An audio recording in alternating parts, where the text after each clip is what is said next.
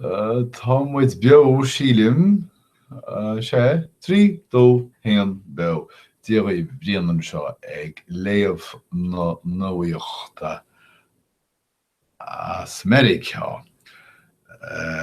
Don, she will fichid me anna, go vilis a shach dig, agus mar ekinshuv, Imirce, ishe an cloch is mó fáidsrín an New York Times inniuh.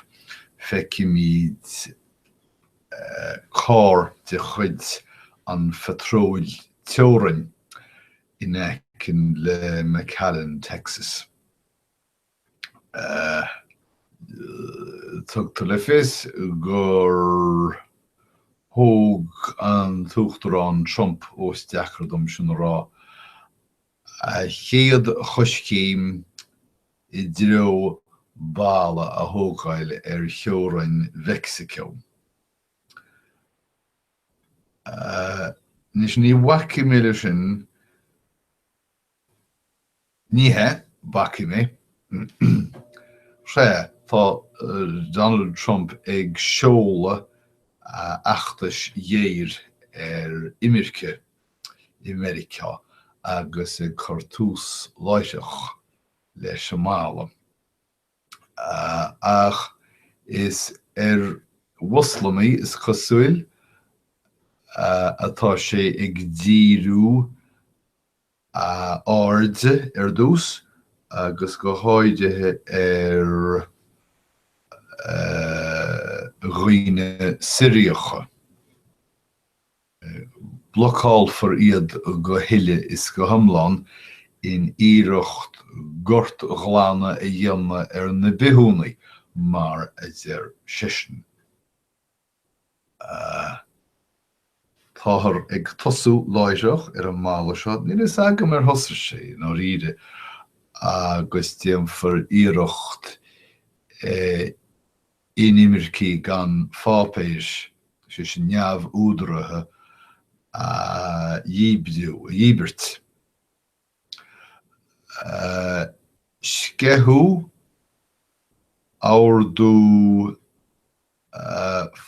forghníomhathe a bhí lán le frásí mí chearta agus focail mílitrethe agus beléir nar cheart nach raibh sé nar scríbhú don phobal ach mar plé chápéis. Ach sceithú mar sin féin agus is cosúil gur íireacht atá san áardú forghníomhathe seo na príosúin dúa sin a bhí ag an CIA a bhunú. Ba bhór a trúad a dar lóch sin ach ní féidir é stoppa. In analís an nuaíocht Dionan Peter Baker trácht bhéir freabach, bhéir bhíagach I dtíobh gilcaireacht. Fiú agus é na uachtarán is cosúil bhfuil Donald Trump ag gilcaireacht go fóill rud atá ag chur imní hacaíthóirí agus locht agus a chúntóirí sa teachbán. Lena bhéir freabach, lena bhéirach í saghain scríbhann sé gilcaí. Lorgóid mé an focail sin gilcaireacht atá amach cad mai eall ceann amháin.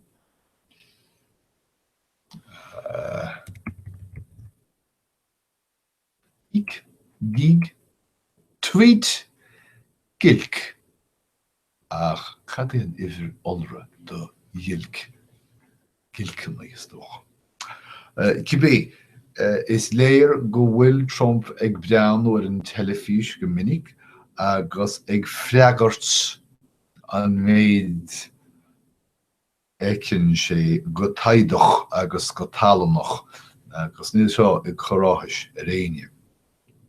Fáca mé sin agus leantha mé ra go dtí Calaois Toghcháin rud atá an dar le Donald Trump agus a hacaíthóirí agus rud nach bhfuil an inéachar dar leis a go is mó de phobal very ceann. Dar leis, bhusáladh na céalta b'fhéidir na mílte tacaíthóirí Hillary Clinton as Massachusetts sus go New Hampshire sílim nóir bheith Maine é sílim gur bheith New Hampshire chun an stát sin chléalma idiró Hillary Clinton agus cháil sin an stát sa Toghcháin. Tá lína áirithe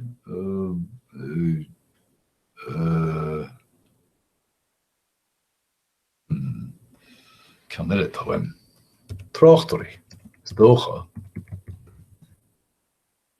Rocky mé le tráchtar. Tá tráchtarí áirithe ag ofráil airgid na $1,000 the aine féidir leis a thuispaint gur dearna bhfuil a héad agus níor tháinig fianaise bith chun solas go fóill. Níl annach bréag. Hena féin tá dlíodóirí Donald Trump féin tar éis na líomhaintí seo a bhréagann rud a ágan éisian agus riadstaine eile an trá olaf. É sin an frás. Mary Tyler Moore, mór a trúb, tá sí básaí, fuair sí bás. Sin íon sin sa bhliain 1960.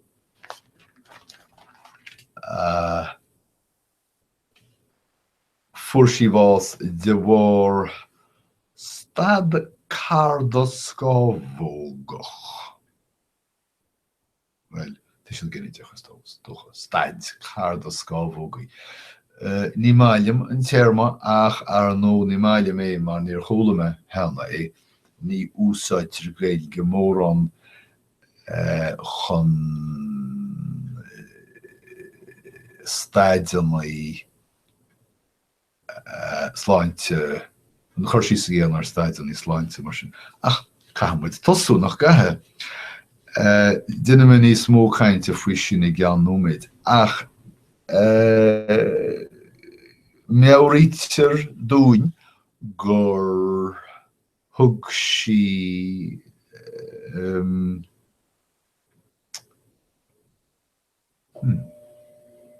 seo ceann eile nach bhfuil agam.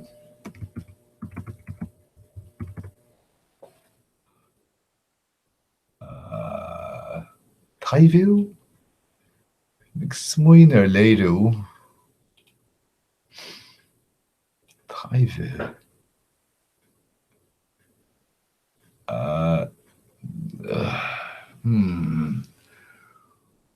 gur léidir sí rólan í barúla deisbhéalacha stáidúla, go cinnte bhí sí stáidúla agus grásúil. Ná show telefíse sna 60 agus 70. Ifir a héanaan Mary Tyler Moore show agus well, bhí Mary Tyler Moore shows na seachtóidí sílim gur rólacha I seo eiles na seacadí nach gohfuilm bhí mé róg. Ach leis má leis an eisteoireacht bharúil deisbhéalach seo, leis an eisteoireacht stáidúil seo, thug sí san bhíú léirú beidir nua wantrocht Verica. Níor bhíd seo mrá chéile níos mó, níor bhrá chéile iad ach mrá neamhspleacha lena síalta agus lena simúlaí féin. Sinna méid. Fuair sí bás in Greenwich in Connecticut. Thulaigh sí pneumónia is cosúil agus ba as sin a deascair an stad card a scábhógach.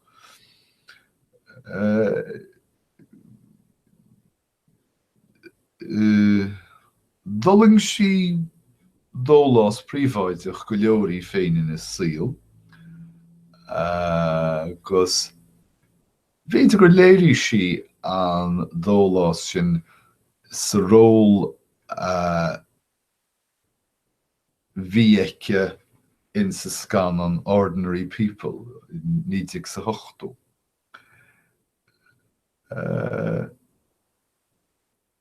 Thug sí ról máthair deichelach lán múisiam a bhuair amach bás agus nach rá inán teacht slánas. Sinna méid, Mary Tyler Moore bocht. Well, rach muid rá ó thua go Canada. Céir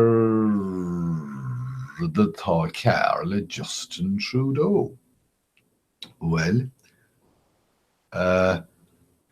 tá Donald Trump tréis deanóíocht agus drochnóíocht a thuirt Donald Trump.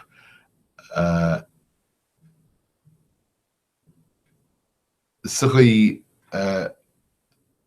ina bhfuil Trump tréis an píblín ola seo Keystone XL a bhúchan. Chuirú deire leis Norraí. Margheall an chunspóid a bhain leis, agus an píblín seo ag iompar ábhola.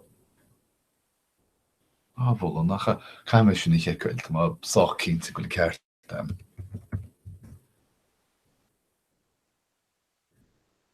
Beidir go cheart am rá alla tútach. Ré ábhola in ceart am. Gompar ábhola ó Ghainneamh Alberta ó Yes go Mórascail Mexico. Chuir rialtas Obama deire leis an tionscnamh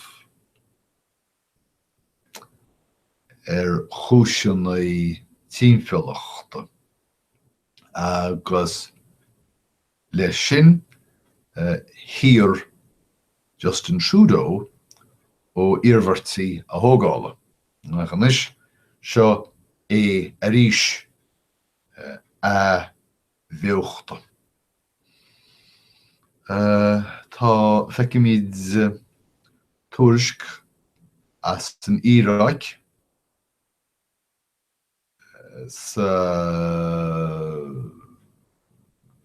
in issuance an léinneamh the New York Times áit a bhfuil an tuairiscóir in Mosul, Mosul Her, agus áit a bhfuil páirt bua, ní an muid bhfuil an olbua feite acu go fóil á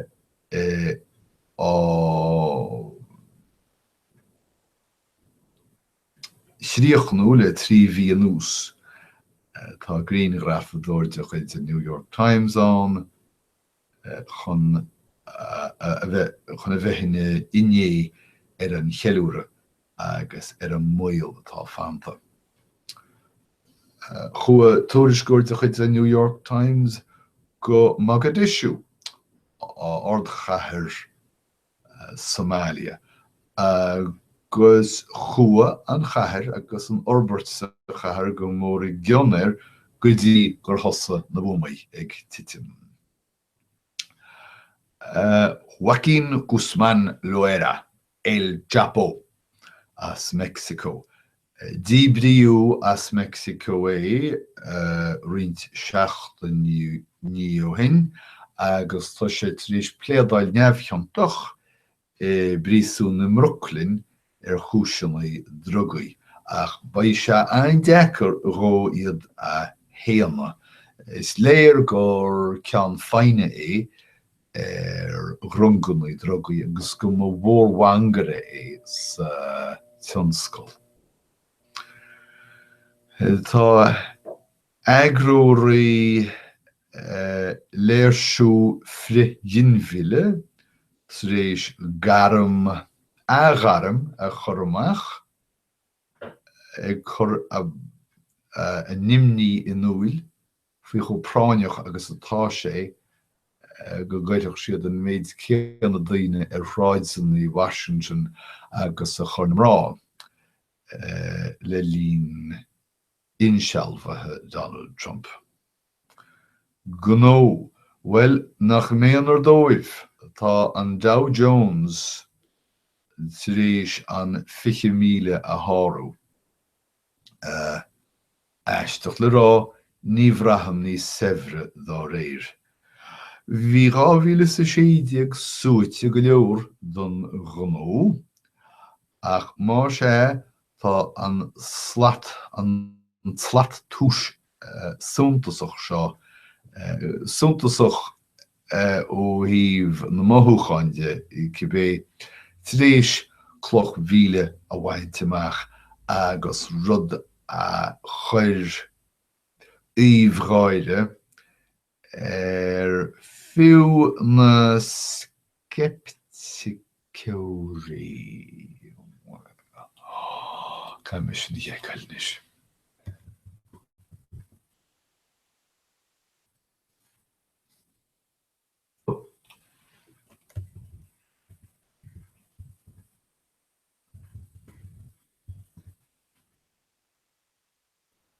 Árasan, skeptich. Is mailim árasan. Mis a chun sin a scríomh síos. Árasan. Good yes. Cáin tuair. Fair áras. Skeptich. Okay. Tá sé árasach faoi leis cólántach. Ach, ní bhaineann sin le ábhar.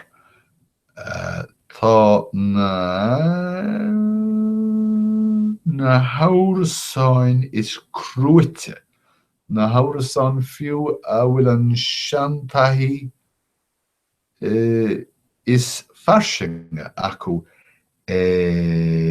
gairí marall an chlochmhíle seo bhainteach.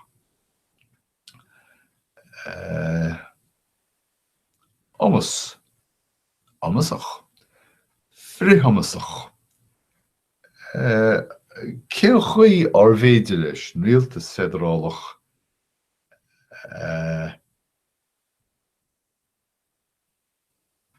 aibbeoirí íseachmach bóna gorm idir a folklórach, ní mailim bóna gorm mar héirma sin béarla eistre sin míid. Dhaoine den lucht aibre is dócha.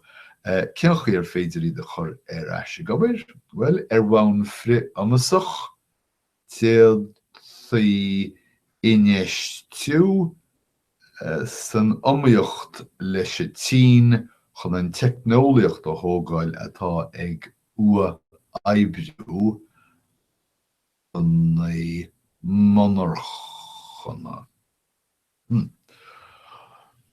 Sport.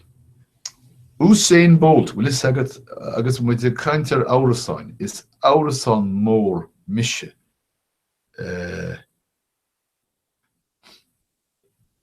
Ilje Usain Bolt. Ach, níl fine sé beán nach féidir leis ri chotápaí agus rihin sé. Gibé bainú a bhain ór de ón musin is méid nach bhfuil go maniuh. Rás sealaíochta. Sírim gur dúirt mé ceann sin hena. Sealaíocht. Rás sealaíochta.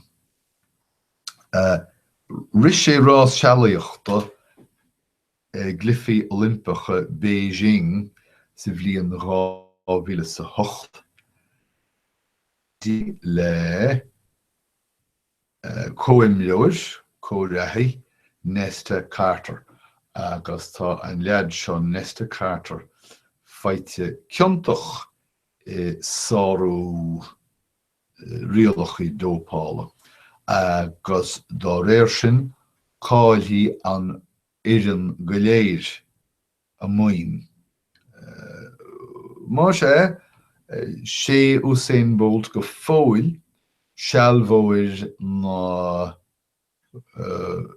go leor choiríocht eile agus ní chuirtí seo deire leis an rábálaí seo. Nes má gúsáid an term rábálaí go neodrach. Deirtar rábálaí I dtíobh duine a rihin céad méadar. Agus sin ceann nuatam. Bhfuil is agad sin rábálaí. Agus is sé Usain Bolt an rábálaí is tapúla fóil bailú hir.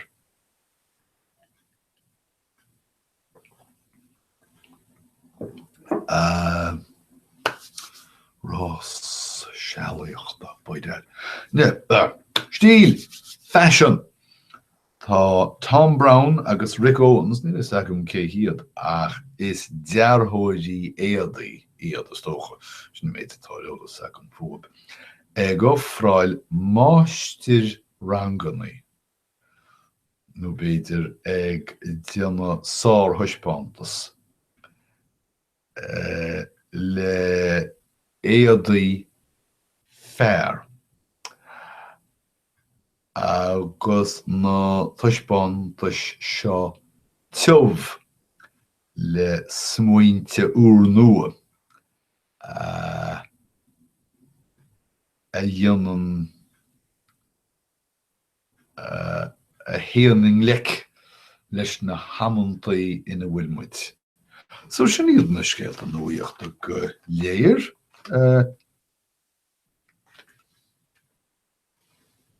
Céir do thugann tú feiste talún nach bhfuil teach ina heasafir, ggóáltas féidir nó lotta nó peiste. Má bhualann tú duine go donna I droid, duine tú grealachta. Nuair atá an Toghcháin géirí dlíthe a ri gan chabhar na cóchála, déanann sé áardú forghníomhathe agus tá ar nán lán leis na háirdathe seo faoi láthir. Sin mór chola mé in terma áardú féinúcháin freisin. Cab mai dheallar dlíthúlacht na náirdathe seo, tá siad á dástail á bromha sna cuairteanna faoi láthir. Cad é tuairimíocht na pobail faoi Donald Trump, caithfear admhail nach bhfuil an pobal róthásta leis ach bhótáil America ar an có goniún siopa a áraí trád stóras ar nó. má tú in rá le duine agus má tú I gcíre an grá sin nach chuirniu is saríoch thú. Má aimsin tú corp roiine a mariú le sceama agus gunna ba an corp sin lán de créocht do gumpa agus láhaí. Má táthir I gcíre imreoirí áirithe, seansan I bleise thuirt de imreoirí áirithe críomhchluifi a bhaint amach, réimníon tú iad. Is imreoirí réimnithe iad. Más bean fianthú is strap nó scubaid nó stríleochú. Agus má tá rasúr seanaisinta agat, tugtar rasúr píbán sglárach Tearma deis. So, sinna méid, cíoch nóid mé agus tásúlagam gur bhain sibh úsáid as an taifid seo agus go mbeidh muid a caintlí chéile rís ar a bhaid. Slán tamil agus ra dé oribh go léir.